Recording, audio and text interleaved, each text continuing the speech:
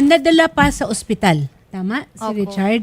Okay. Nalaman niyo ba kaagad yung tungkol sa aksidente? Hindi pa po. Hindi po. Sino ang nagdala kay Richard sa ospital? Yung Barangay Baisa po. Yung barangay na Opo. ang nagdala sa kanya. Okay. At unfortunately, 4 na araw after nung aksidente ay pumanaw Opo. si Richard. Nakikiramay po kami. Humarap ba sa inyo itong nakabangga? Hindi po. Hindi pa po. Hindi.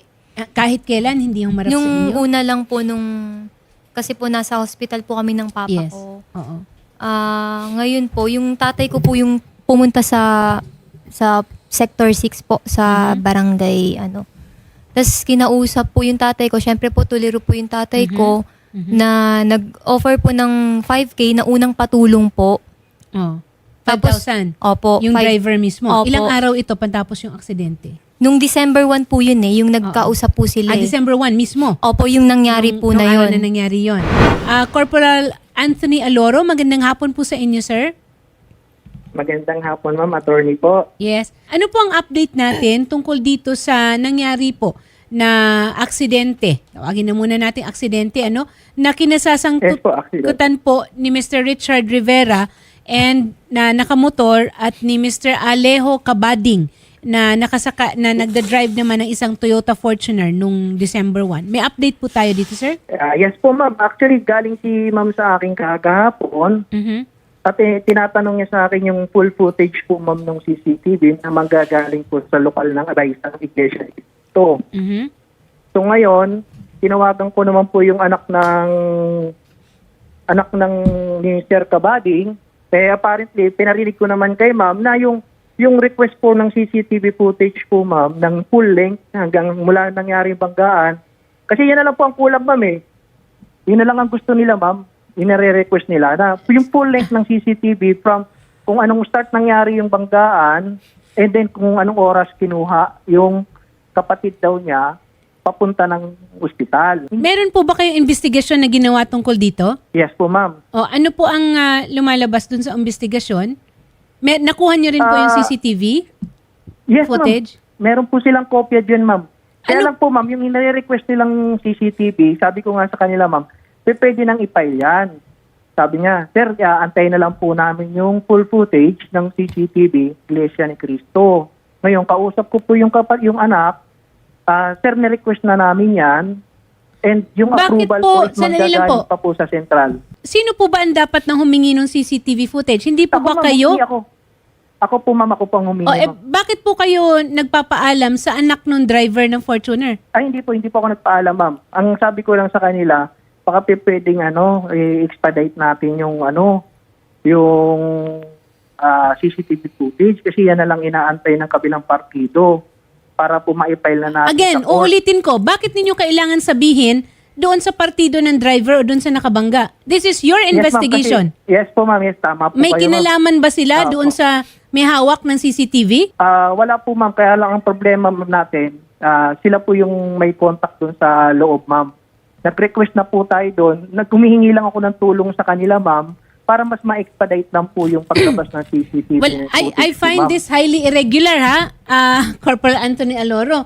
Bakit tayo kailangan humingi? Sila nga ang isa doon sa mga partido na kinasasangtutan nung pangyayari. 'Di ba? It is incumbent upon you na kayo ang humingi nung kasi you are the authority. Ginawa ko na Kausa- yun, ma'am. Ginawa ko na po. Sir Eugene, magandang hapon po. Ay, magandang hapon po, ma'am. Yes. Sir, in order to file a case, sir, kasi tutulungan po ng Wanted sa radyo, ito pong mag-ina, para po makasuhan yung nakabangga na whether or not magkakaroon ng preliminary conference, etc., mapag-usap sila, labas po tayo doon, di ba?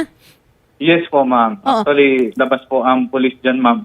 Ang proseso po namin, ma'am, to gather evidence lang po. Okay. So, what is holding up po yung ating pag-gather ng evidence at para po makapagkaso na tayo? Nay, ano po ba ang gusto nyo? Makapagsampa ng kaso? Tama ba? Opo. Makapagsampa po ng kaso. Okay, pero gusto niyo ba na makausap muna yung partido na nakabangga? Gusto niyo ba na meron munang pag-uusap? Pwede naman po. Kasi pwede rin naman 'yon. 'Di ba, Shari? Pwede rin naman 'yon. And pwede rin Lieutenant Eugene Bulan, pwede rin Yes, kayo ma'am. na maging witness. Although, hindi ninyo ifa-facilitate, so to speak, kung ano man ang pag-uusap. Tama, Shari? Apo. Lieutenant Bula, nasa na po yung driver po na si Alejo? Ma'am, may contact po ang aking investigador po dyan, ma'am. Anytime po na ipapatawag ay willing naman po na pumunta dito Apo. at makipag-cooperate Kasi po, cannot ma'am. be reached po. Lieutenant Eugene, I just find it also highly irregular. Bakit tayo kailangan magpatulong doon sa nakabangga mismo para makuha yung CCTV footage?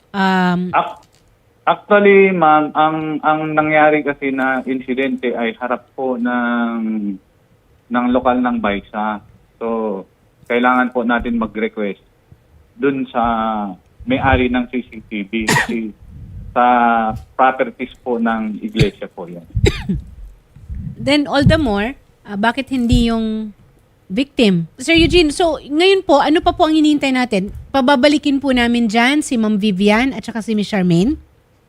Yes, ma'am. Anytime po na pumunta po sila rito at kung gusto nilang i-file, ipapasamahan ko po sa aking investigador po.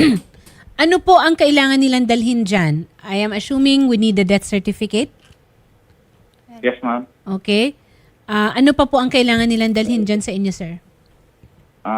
Yung job estimate po ng motor niya, ma'am, then yung nagastos po sa hospital. Okay.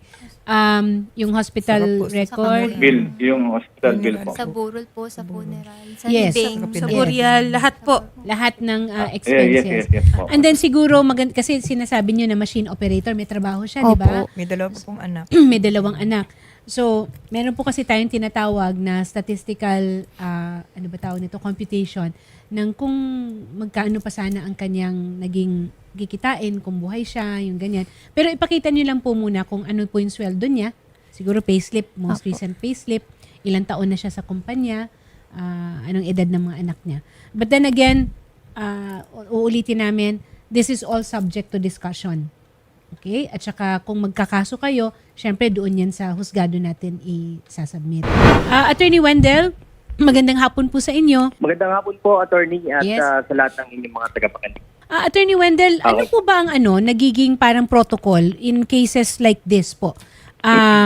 Pag merong aksidente, gano'n, what happens po to the driver, if at all, or the Actually, vehicle? yes, attorney.